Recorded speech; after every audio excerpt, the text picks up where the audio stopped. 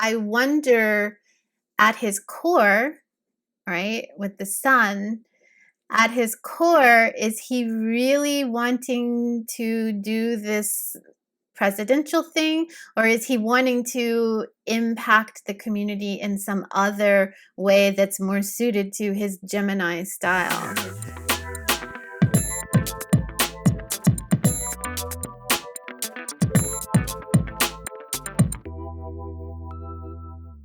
So I'm starting right now the second video, coming back after the lay of the Donald Trump natal chart. Now I want to talk a little bit about transits and some events that have happened in this year, because otherwise there's just so much to talk about. So this year, since his birthday, there's a concept in a technique in astrology that has to do with, it's called profection.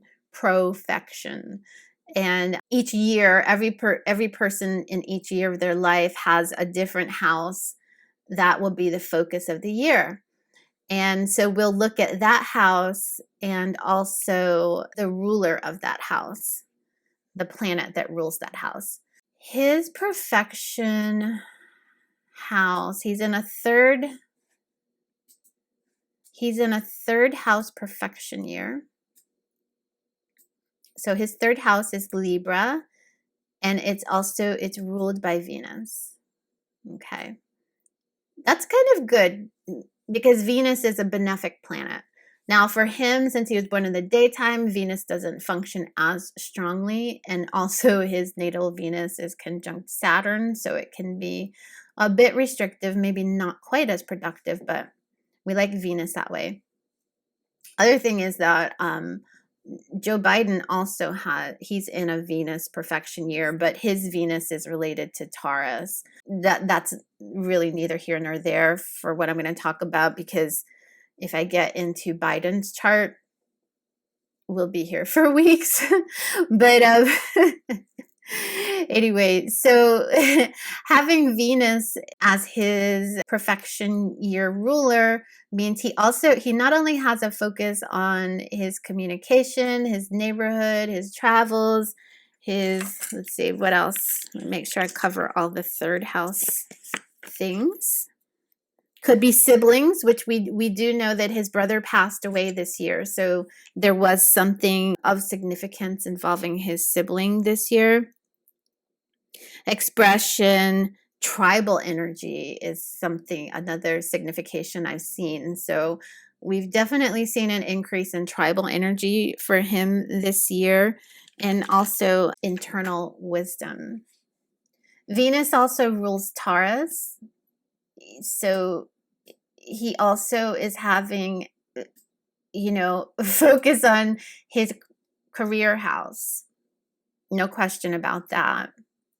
And we also have a focus on where Venus is in his natal chart. So we're looking at 12th house issues. Something about, needing rest, retreat. There's changes in his public life, changes in his career, some things going on with how he communicates and how he relates to the community around him. Let me go on to, without getting too technical. So this is the secondary progression chart, and it's a way of doing transits in a person's life. And so what it represents is each year the sun moves a degree, and it's based on where the planets are each day after you were born. So each day represents a year in the person's life. I don't know the history of how that works out, but it seems pretty accurate when you start looking at people's charts and what kind of things come up for them. What I note from this current chart is that there's a relationship between, what we find is that the moon actually moves the most, because, the moon changes signs every 3 days. And so in a progressed chart, the moon will move pretty quickly. I think it's in a sign for about 2.5 years or something like this. So his progressed moon is currently 1, 2, 3. It's in a sort of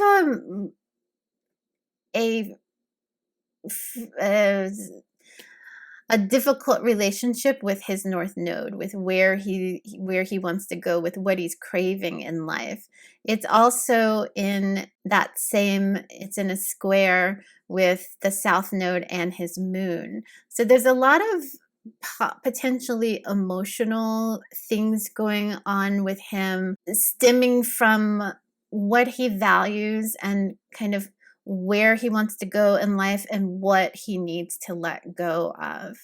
There's a sense maybe that he needs to let go of sort of, there may be some creative things that he has to let go. There may be something going on also with his children and where he wants to go. There's something about what he values. There could be even some monetary things that are going on that are affecting how he wants to proceed and what he wants to do for the people and associations and groups that he has. So there's some sort of, there's something coming up for him right now in terms of that.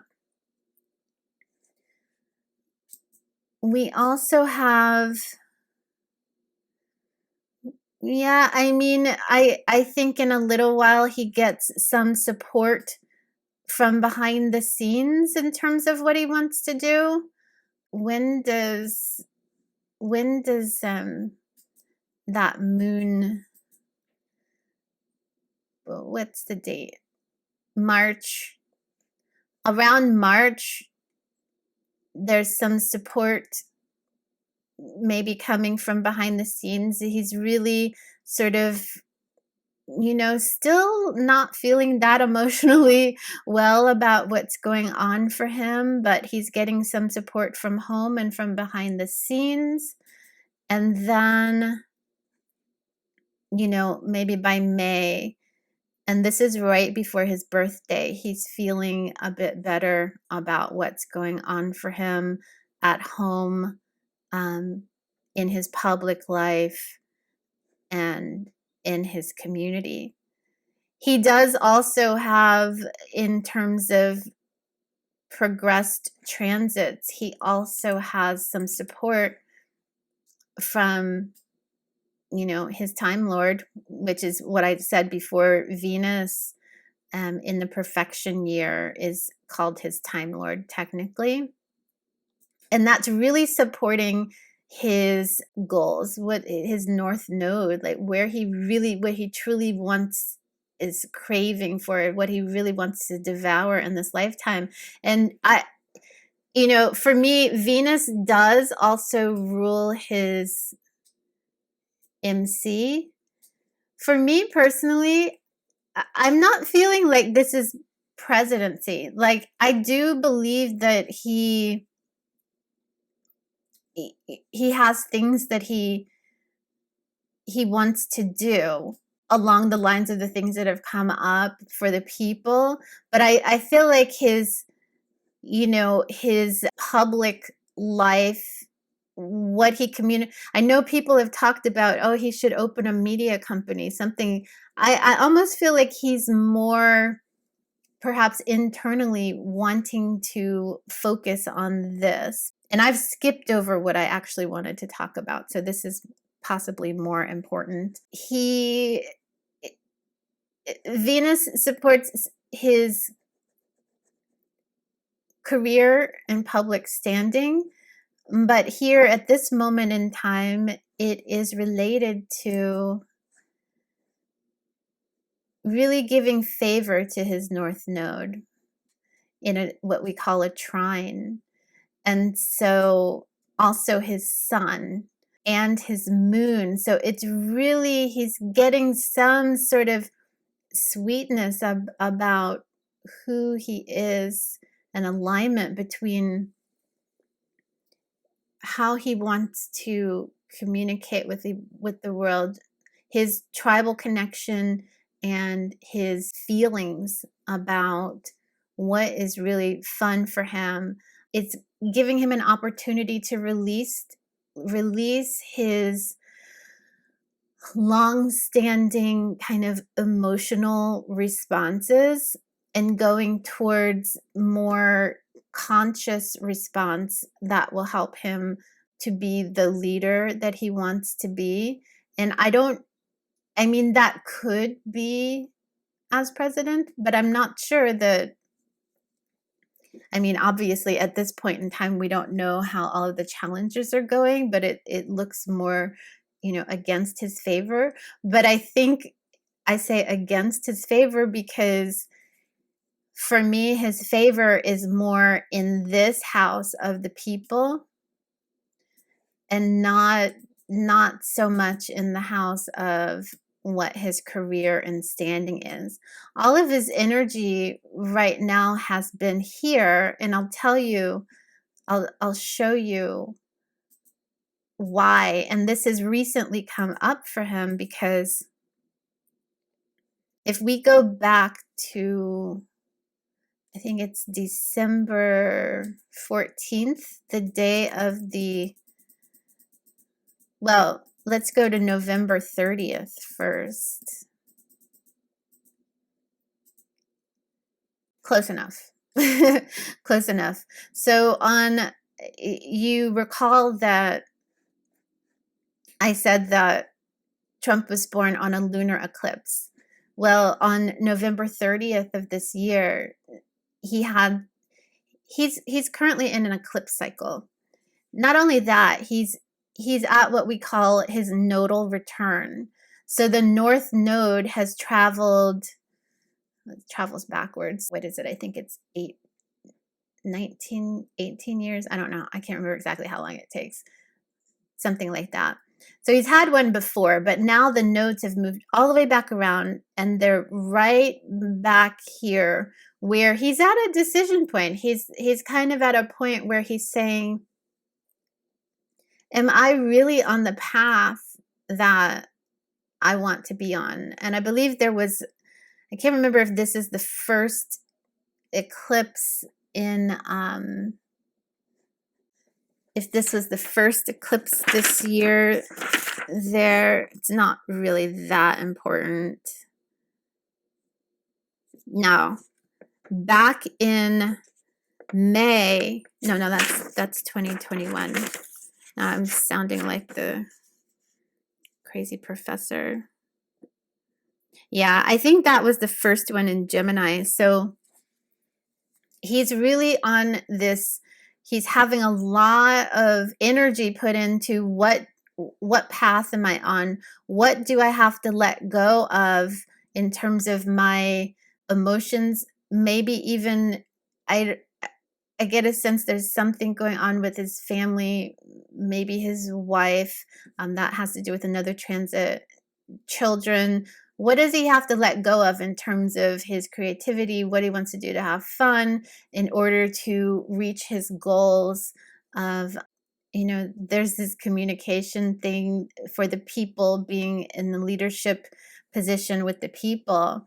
So he had that first, there was something around this point in November was an opportunity to release something and then get a new start in both the areas of his creativity, his activities, and his connection with the people or other organizations. Then we move forward to December 14th.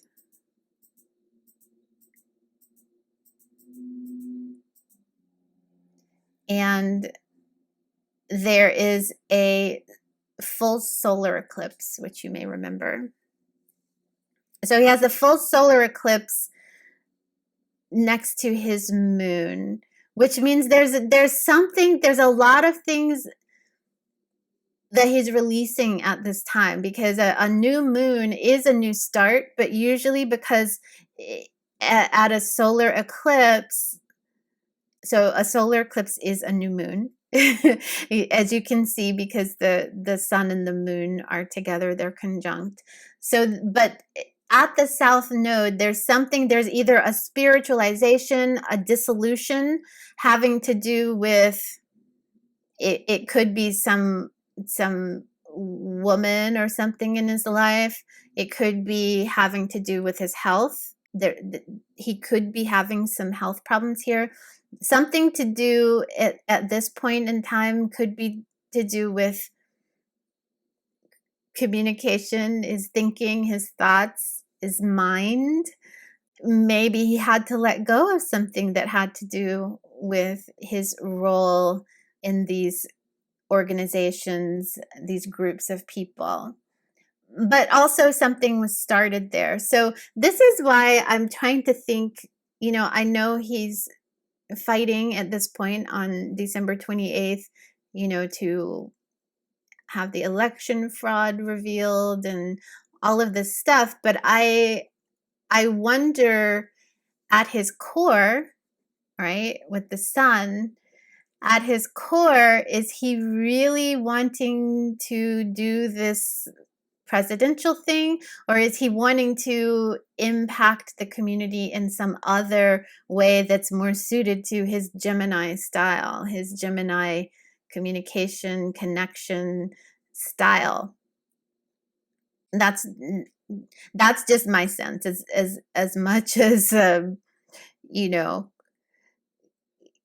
as much as it seems like he's fighting for that, and I think he has to. I mean, there's other reasons why we need to have the things that he's trying to do done, even if they're not going to be successful. You kind of have to do that. But I just wonder, at his core, is he really is he having some change in his mind about what he wants to do? Because this new moon, this release of the old and start with the new, is also having to do with his home, his private life, and what are his goals. So that's the nodal return. It's like, let me just follow up on the nodal return, that this is a checkpoint for him. Like, if you're, I don't know if you game at all, but like, if you're in a quest, you're in a dungeon, which may feel like he is. You're in a dungeon. Sometimes they divide up the dungeon, and you complete a part, and then they checkpoint your advancement, and then maybe you have some opportunities to make some new decisions at that point. So he's at a checkpoint in life with this nodal return. Like, am I, where am I going to go on my quest? His quest with his north node here, and the only way that he can really be satisfied is he's got to balance this craving and his devouring of this area. But in order for him to really satisfy his core being, he's going to have to figure that out. And I'm just not sure that it's in this area of what he was doing before. And he also has Uranus in his 10th house, and I'll tell you, his isn't on his MC. I'll tell you, for me, Uranus in my 10th house on my MC got rid of my job right when it became conjunct my MC. So that's not the same for him, but it is kind of a change for him in his public status, perhaps. Yeah. Does it have to be fulfilled? Does he have to fulfill this as a president? I mean, he's done that, right? He's Gemini. He's done that, right? Maybe the other thing about this new moon opposite Gemini is what Gemini has the two faces. He's chosen. He has an opportunity to choose one of two paths, or maybe more, but there's two ways he can go, right? And what's the one that's going to be the most fulfilling? Not that he's not going to pursue the old one, because he has an emotional connection to the old, right? To these old beliefs, these old values, but there's a way where he can switch his values and really go after what he's needing to fulfill his quest in life. Yeah, I was gonna show you something about the debates, but I'm not gonna do that. But I kind of knew that he was gonna be irritated on the first one and that he was going to be more calm on the second one because of what the transit showed, and it was pretty interesting to see. But in the interest of time, I just want to move on. I'm not even going to cover the election because that's kind of old news. Let's look forward to, let's first just look at the transits alone. And let's look forward to January 6th, which is that rally, which name I can't remember, which is sort of an incendiary name. I don't know, whatever that name of that rally is. I'm sure that you remember that's not the name I would have chosen for a rally of the people, but here we are in 2020 heading into 2021. On that day, we can see that we're heading into a time in January and February that where the planets are they're just sort of in a clashing a very clashing relationship, incendiary relationship, I'd say. So we're going to have, starting on the 6th, and we're not going to really pay attention to the houses right now because I don't have it set up. We'll just look at the planets. But we've got a square between the two malefics. The Saturn's known as the greater malefic, which means bad or negative, and Mars is the lesser malefic. So we've got a conflict, we've got an irritation between Saturn, which is constricting, and Mars that wants to go forward. Now, the thing about this is that Mars, so part of the problems that we had earlier this year was we had the majority of the planets were in retrograde, which means we were more internalized. We were having trouble, we were reviewing the past. We're having trouble moving forward. And Mars was one of those planets. So Mars was in its own sign of Aries, where it's very comfortable. It likes to do things. It likes to go forward. It was retrograde for a long time. Now, I believe it's on... Mars is out of retrograde now, but it's still going through the period that it had already passed through before. So it's not fully picked back up its energy yet, So I believe it's at 28 degrees. I believe on January 2nd, Mars is going to pass that point. Anyway, I've looked this up before. And Mars, right around here is where Mars is going to pick up speed. And it has only, it's going to go faster. It's going to feel, people may feel even more motivated to go after what they want. There's a lot of individual, fire and forward motion for Mars and Aries. People just want to get things done. What's going to happen on the 6th or late on the 5th is that Mars is going to hit Taurus, which Taurus is very, it's very supportive, but it's slow. So Aries is going to have this sense of, I finally get to move forward. And then it's going to kind of hit a wall in Taurus where it can't move as much as it wants to. It's going to feel, he won't feel like the retrograde, but it's going to take Mars longer time to be able to do what it wants to do. And that could produce some more frustration for people. And more for others who are more impacted by the planets in their chart, but this is sort of the general tone. And then when you have Mars in conflict with the restrictions from, Saturn is the authoritarian, right? So you've got, yes, Saturn has moved out of the Capricorn governmental authoritarian area, but now Saturn's in Aquarius, which people think Aquarius is so beautiful and whatever. And yes, Aquarius can be very humanitarian, but Aquarius is a fixed sign, and Aquarius has its own ideas about what is right. Aquarius does want to be individual. So Aquarius can be about the individual and can be about communities and humanitarian, but Aquarius is still going to have the rules. And once Aquarius fixes its mind on what the rules are, Aquarius is not going to change it.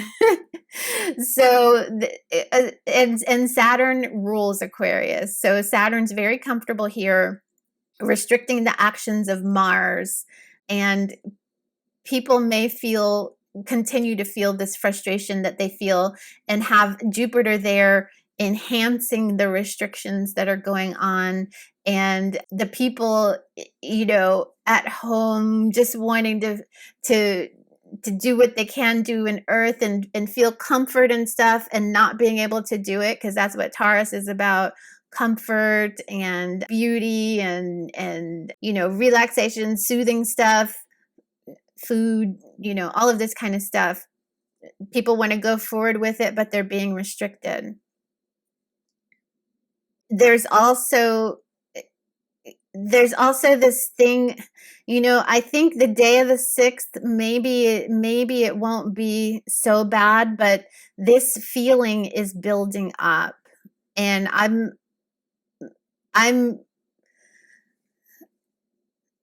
think people need to be careful about this.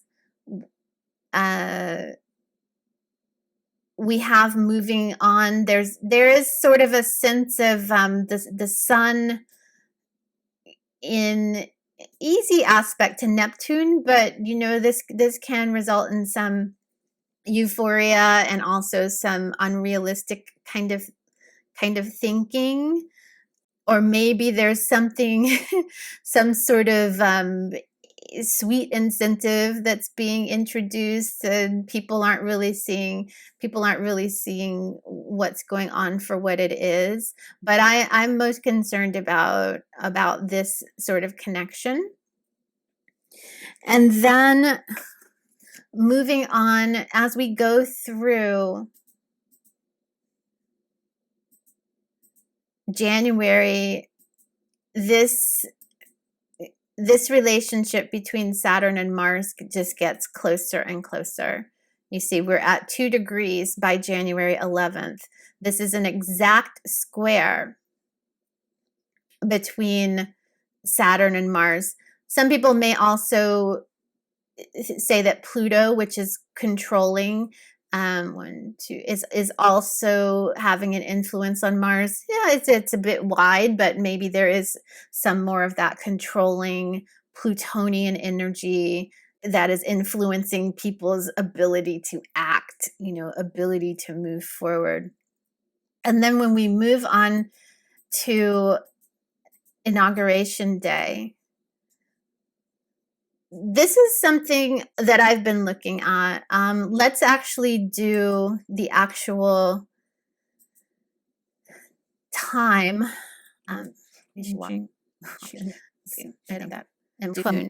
is enough chart. So, and I don't know how much, I know that you both know about the creators of this country, and that they were Masons, and that they used a lot of mystical, metaphysical techniques. And there's a reason. I'm not sure all the reasons, but that we have inauguration on January 20th at noon. And it's interesting. I actually think I should go back and look at the time that Obama redid his inauguration, because I wonder if there was a planetary timing reason as to why he did that, because this chart at inauguration kind of sets the tone for a 4-year term. But at noon on January 20th, we have the sun in Aquarius at noon. So it's really, the sun is considered, I don't do mundane astrology having to do with countries and stuff, but I can talk a bit on it. This is the leader, so we have the leader at the apex of the day. On this day, what we have going on is Mars conjuncting Uranus. Remember, I said that Uranus is unexpected, sudden. Yeah, it can be forward thinking, but in this case, I'm not sure about that. Mars is incendiary. Mars is separating. Mars is aggressive, warlike. Uranus is electricity. So I'm thinking Uranus with electricity and the sparks with Mars. And having seen already this preview with the Nashville, a friend of mine said that looks like there could be an explosion. I'm not saying that there is. I'm saying that the nature of the time, the quality of the time on that day can facilitate things that are suddenly incendiary.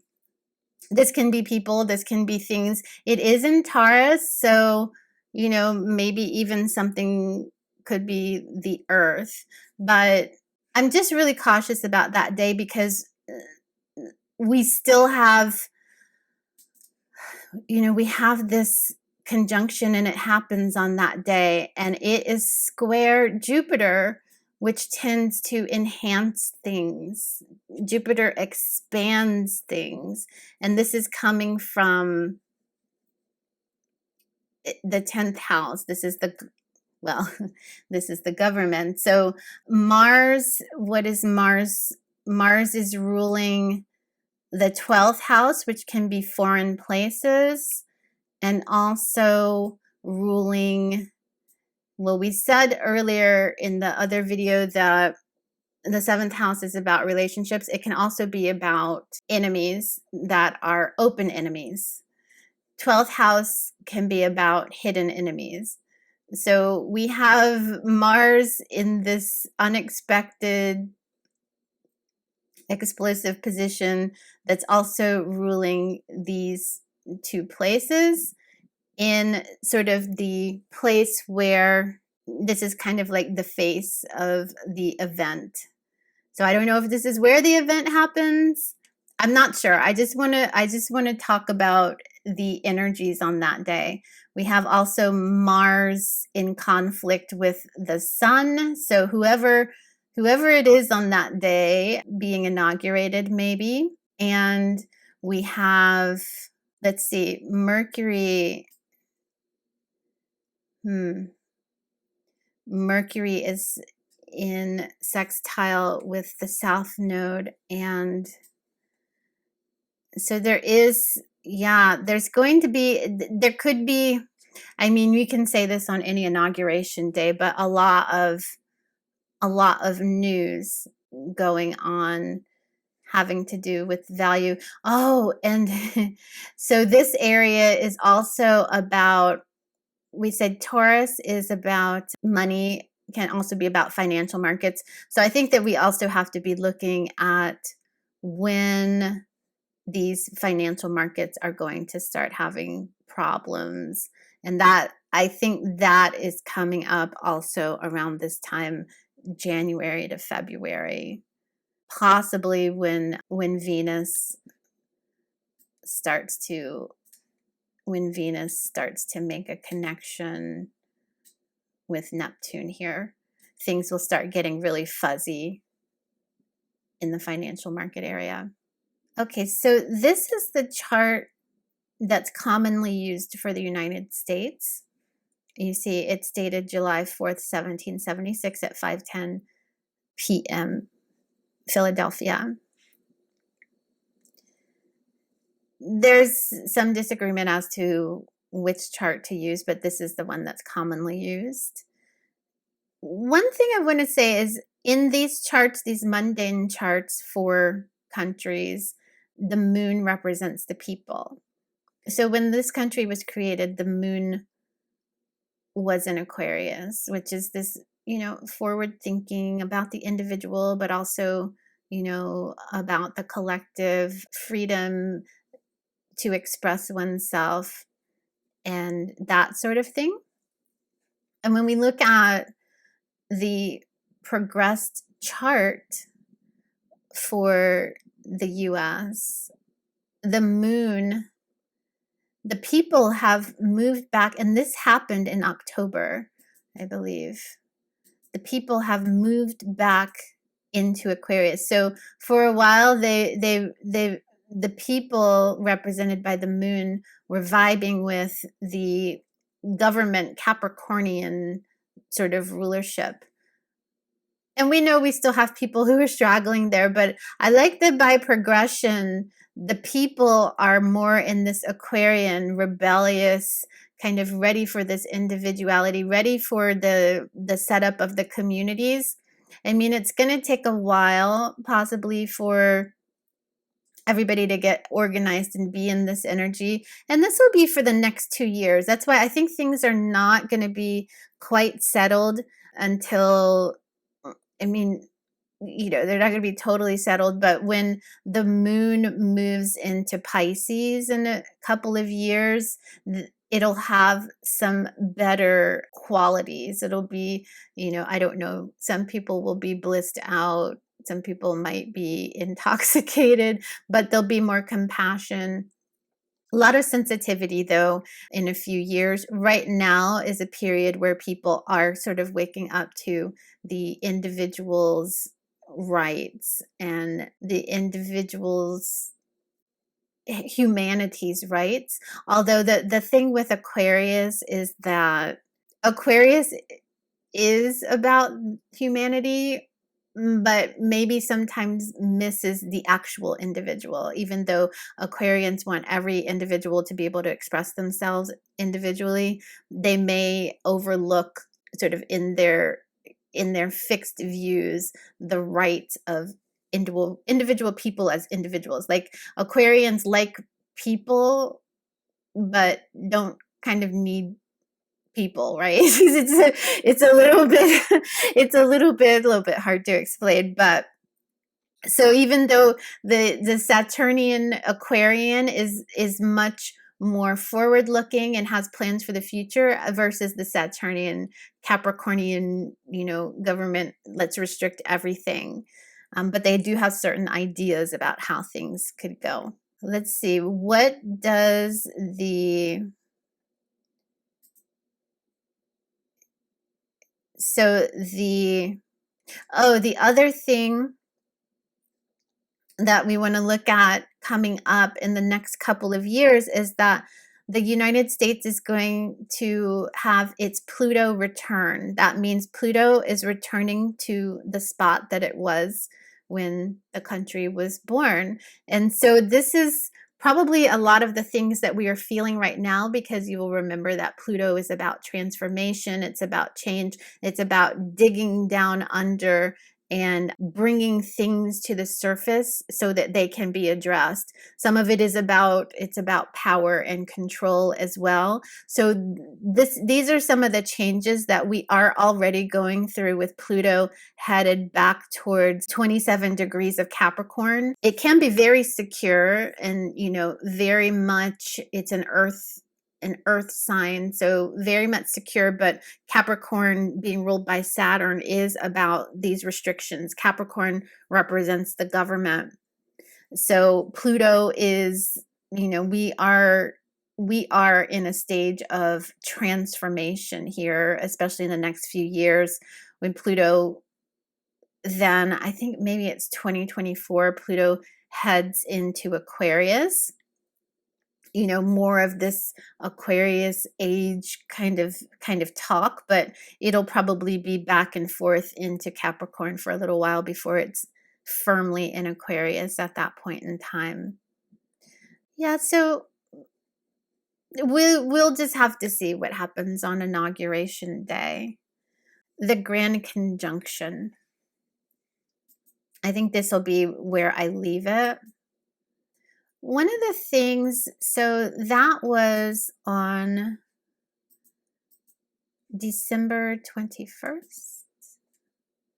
I probably won't get it exact to the degree, but December 21st. Yeah, it's pretty close. Pretty close. This was the grand conjunction that everyone talked about. Saturn conjunct Jupiter in Aquarius. So this was, and maybe both of you know some of this. This is the beginning of a approximately 200-year cycle of Saturn and Jupiter being conjunct in an air sign. So there are these cycles for Saturn and Jupiter. So Saturn and Jupiter have a 20-year cycle when they come together. They also have a 200-year cycle where they conjunct in the same element. So we have, right now it's in Aquarius, and then I think the next one in 20 years will be in, I think it will be in Jupiter. And then, so these are the signs where Saturn and Jupiter will meet over the next 200 years. Now, there is a caveat. Well, first of all, let's say the first time that Saturn and Jupiter came out of an Earth cycle and went into an air cycle was in 1226.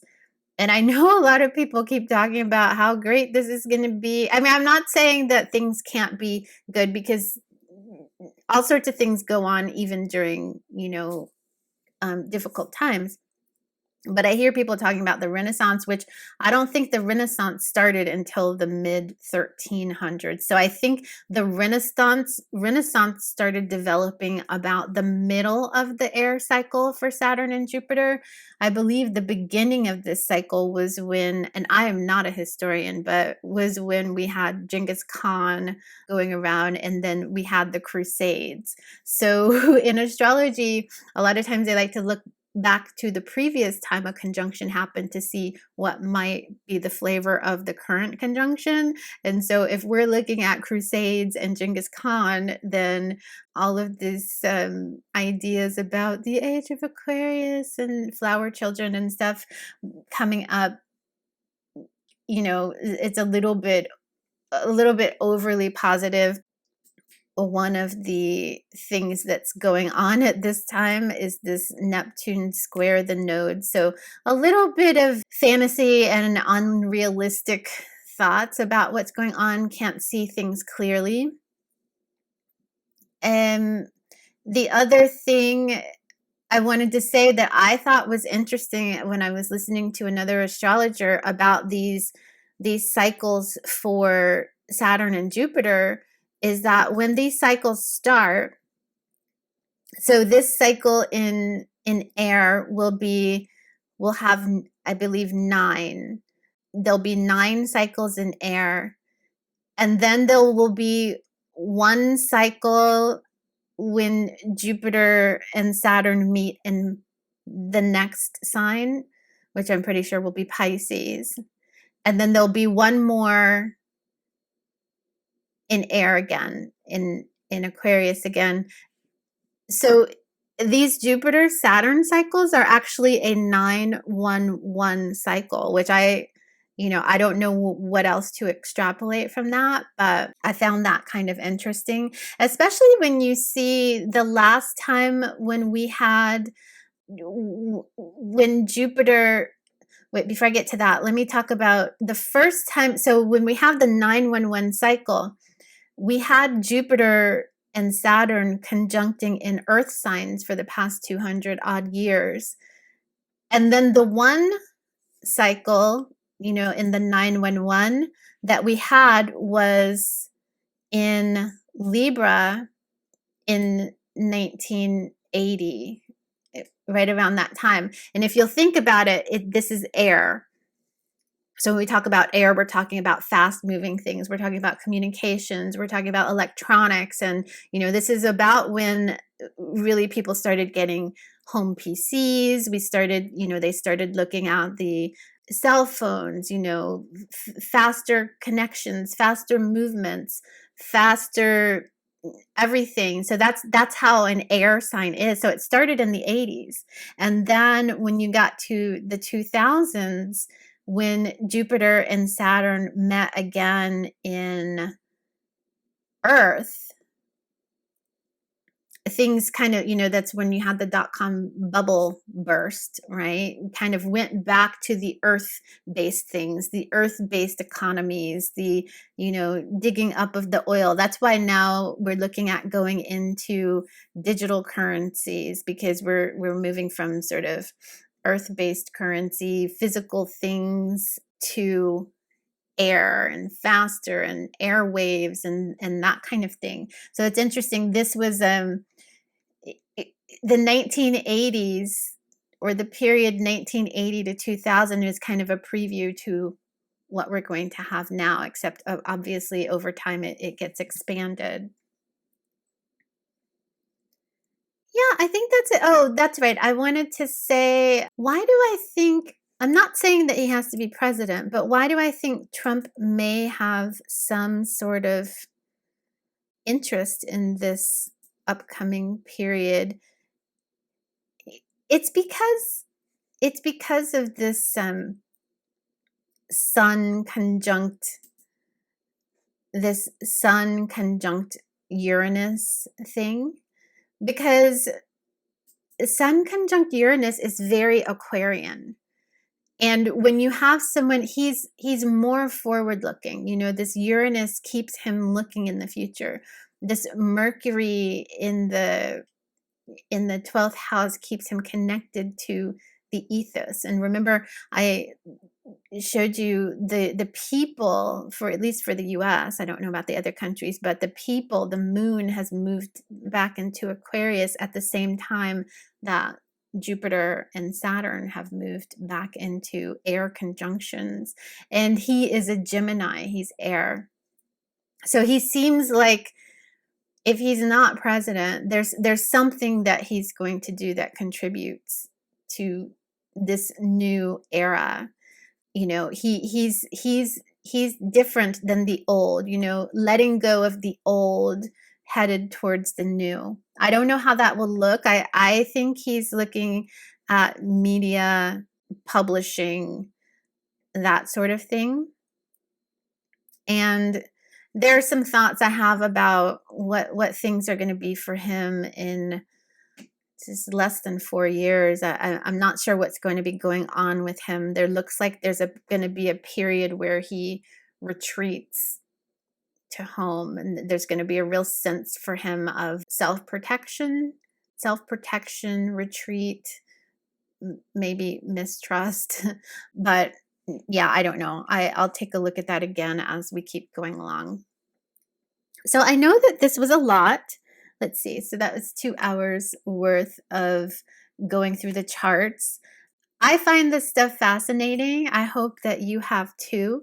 If you are interested in any more of this, or if you have any questions, or you want me to look at any other charts or explain anything that I've talked about, please do get in touch with me. And I'm going to just, send you some separate information by email. And I hope that you've enjoyed this, and I hope that you've had time to spend with me looking at these charts. And I'm open to any questions that you have, and I look forward to hearing you guys on your next episode. Bye.